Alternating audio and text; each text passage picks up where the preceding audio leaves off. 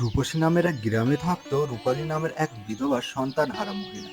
দুই কুলে তার কেউ ছিল না। কোনো একদিন কোনো এক অজানা রোগে তার পরিবারের সবাই অসুস্থ হয়ে যায়, আর সে বাদে সেই অসুখে তার পরিবারের সবাই মারা যায়। কিন্তু জীবন যুদ্ধে সে থেমে না থেকে লড়াই সংগ্রাম করে কোনোভাবে বেঁচে থাকে। সে তার স্বামীর ফেলে রাখা ছোট্ট দোকানটাতে আইসক্রিম বেচা শুরু করে। আইসক্রিম বিক্রি করে আস্তে আস্তে তার অবস্থা বেশ ভালোই হতে থাকে। রূপালী কাকিমা, আমাকে দুইটা আইসক্রিম দাও তো। তোমার আইসক্রিম এত ভালো, একবার খেলে বারবার খেতে মন চায়। আচ্ছা কাকিমা, আইসক্রিম কি তুমি নিজে বানাও? এই নাও তোমার আইসক্রিম।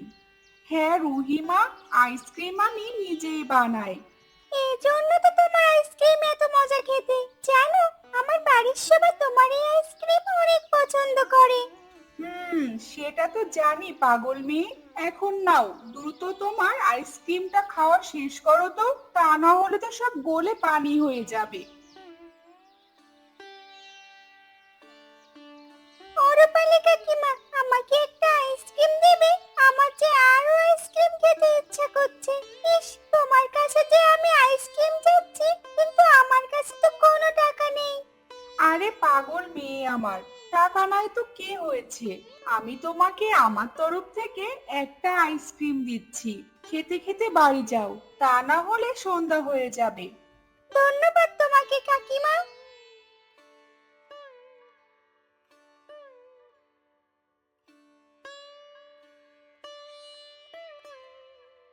আচ্ছা, তুমি কি সারা জীবন এমন বেকার থাকবে? তোমার কি আসলেই কোনো কাজ কাম নেই? সারা দিন তো দেখি একটাই কাজ, খাওয়া দাওয়া আর ঘুরে বেড়ানো। সংসারের একটা টাকা তুমি দাও না, একটা টাকা তুমি উপার্জন করো না। তুমি চুপ থাকবে? সারাদিন তোমার মুখে একটাই কথা, কেউ আমাকে কাজ না দিলে আমি কি করব শুনি? আমি কি ফ্রিতে যে কাজ করে দিয়ে আসবো? এত না বকে তুমি যে কাজ করতে যাচ্ছিলে সেটা করো। হ্যাঁ হ্যাঁ, আমি তো চুপই থাকবো। আমি চুপ করেই তো সব শেষ হয়ে গেল। তোমার থেকে ঢের ভালো ওই রূপালী। তা তুই কোলে কেউ না থাকলেও সে কত ধনী, ব্যবসা করে। সে তো মহিলা হয়ে যদি এত কিছু করতে পারে, তুমি পুরুষ হয়ে কেন পারো না শুনি? তুমি তো একটা অক্ষম। আজ থেকে তুমি যদি এই টাকা এনে না দিতে পারো, তাহলে তোমার খাওয়া আমি বন্ধ করে দিব, এই বলে দিলাম। আচ্ছা, আমার মাথায় একটা বুদ্ধি এসেছে, আসো তোমাকে বলি।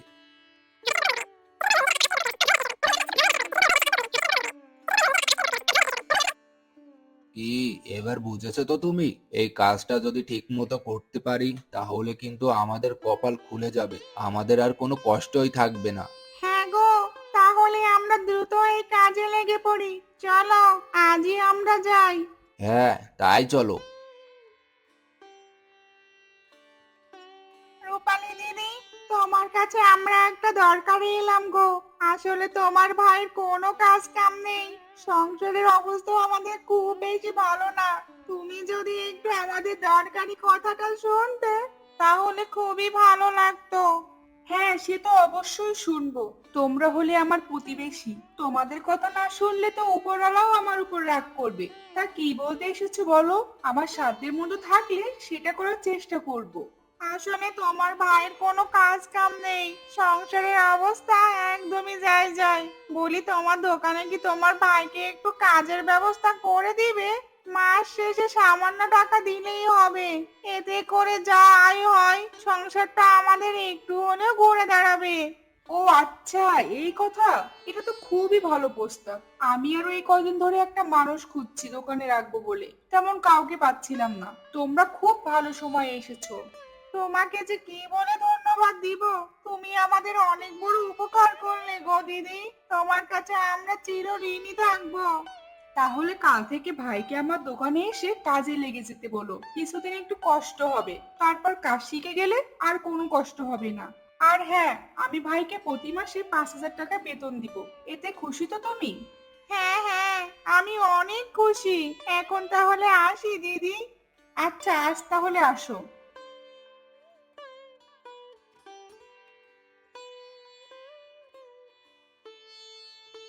পরের দিন সকালে নুরুল ঠিক সকাল মতো দোকানে চলে আসে।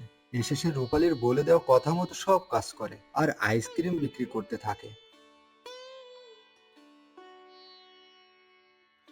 কিছুদিন পরে নুরুল নিজেই তার একটা আইসক্রিমের দোকান খুলে বসে আর ভালোই বেচাকেনা শুরু করে। রূপালী না থাকায় সে খুব ভালোভাবেই ব্যবসাটা করে যায়।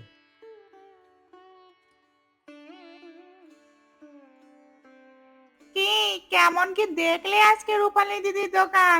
কাজটা ঠিকঠাক করতে পারবে তো নাকি? হ্যাঁ হ্যাঁ হ্যাঁ, সে কথা তোমার আর বলা লাগবে না গো। আমি সব কিছু দেখে এসেছি, কোথায় কি করতে হবে। তোমাকে যেটা নিয়ে আসতে বলেছিলাম সেটা তুমি নিয়ে এসেছো তো? হ্যাঁ, সেটা তো নিয়ে এসেছি। এসব কাজে দেরি করা কি ভালো দেখায়? সেটা নিয়ে এসে তুলে রেখেছি, কাল সকালে দোকানে যাওয়ার আগে নিয়ে যেও। আর একটা কথা, এসব কাজ খুব সাবধানে করবে, কেউ যেন না দেখে, তাহলে কিন্তু অনেক বিপদে পড়ে যাব। সেটা তুমি আমার উপরে ছেড়ে দাও, আমি সব সামলে নিব। এখন দ্রুত খেয়ে চলো, ঘুমিয়ে পড়ি। কাল সকালে দ্রুত গিয়ে সব করতে হবে তো আবার।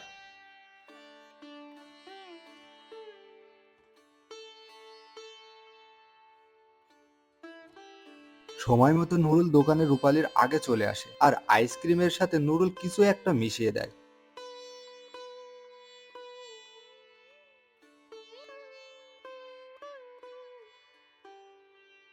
রূপালি, তোর আইসক্রিম খেয়ে আমার কিছুদিন যাবৎ শরীরটা খুবই খারাপ যাচ্ছে।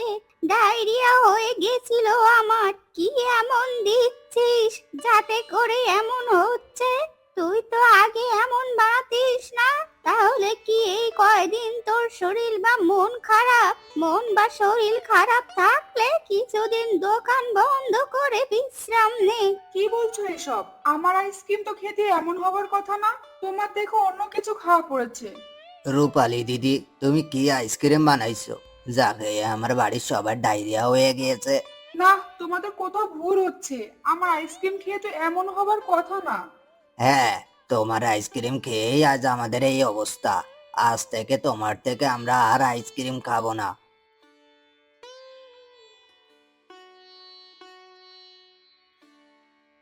রূপালী দিদি, আমার মাসের মাইনেটা দাও তো। আমি আর তোমার দোকানে থাকবো না। তোমার আইসক্রিম খেয়ে সবার তো দেখতে ডায়রিয়া হচ্ছে। কেউ যদি মারা যায় তাহলে পুলিশ এসে তোমার সাথেও তো আমাকে নিয়ে যাবে। তোমার না হয় কেউ নেই, তোমার এসব নিয়ে কোনো টেনশন নেই, কিন্তু আমার যে ঘরে বউ আছে, আমি না থাকলে তো সে না খেয়ে মরে যাবে। এখন তুমি দাও তো, আমার বেতনটা দাও। আমি আর তোমার সাথে কাজ করতে রাজি নেই। রূপালী হতবাক হয়ে যায় আর নুরুলের বেতন দিয়ে দেয়। কিছুদিন পরে রূপালীর ব্যবসা একদম কমে যায়।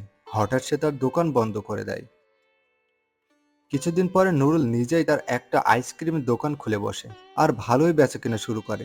রূপালী না থাকায় সে খুব ভালোভাবেই ব্যবসাটা করে যায়।